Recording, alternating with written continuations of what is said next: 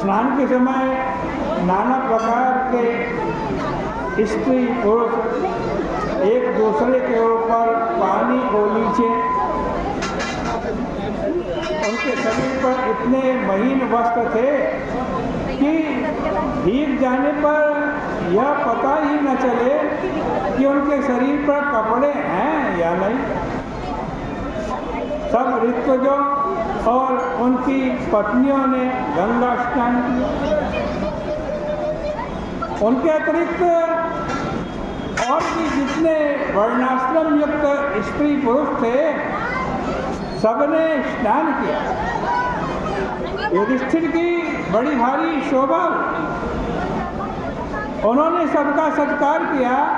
वहाँ छोटों से लेकर बड़े तक जितने भी लोग थे सब युधिष्ठिर के द्वारा सत्कृत हुए। कोई शूद्र अथवा अंतज भी बिना सत्कार के वहाँ से खाली हाथ नहीं लौटा। राजा ने सबकी पूजा की। सब लोग उनकी प्रशंसा करते हुए लौटे।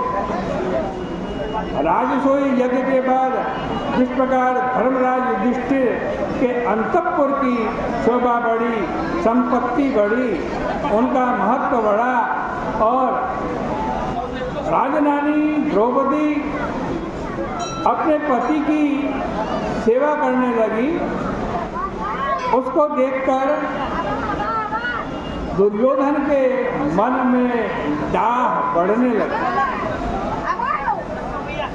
अब एक और घटना घट गई। मैं दानव द्वारा निर्मित सभा में धर्मराज युधिष्ठिर स्वर्ण के सिंहासन पर बैठे थे। वहाँ समस्त विभूतियाँ विराजमान थी। द्रौपदी अपने पतियों के साथ सेवा संलग्न थी और भी बहुत सी स्त्रियाँ इधर उधर डोल रही थी। भरी सभा थी, पूरी भरी हुई थी। उसी समय दुर्योधन वहाँ पहुँच गया। सभा की जो फर्श थी वो ऐसी थी कि स्थल के जगह जल दिखाई पड़े और जल के स्थान पर स्थल दिखाई पड़े। इसलिए दुर्योधन का भ्रम हो गया। उसने स्थल की तरह जल समझकर अपने कपड़े उठा लिए और जहाँ जल था वहाँ स्थल समझकर कपड़े पहने ही गिर पड़ा। ठीक है।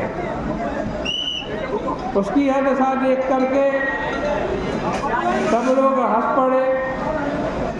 भीमसेन समेत जितनी भी स्त्रियाँ थी सब ताली पीट पीट करके हंसने लगी।